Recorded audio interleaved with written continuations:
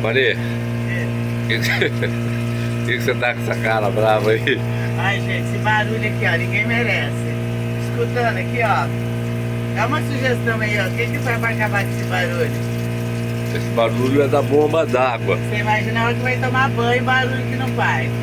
Eu Ó. coloquei a bomba d'água, ela tá suspensa, não tá pegando em nada e ficou com esse barulho.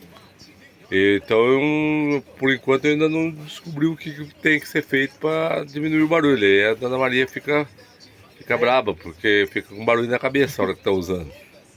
Vai barulho na cabeça.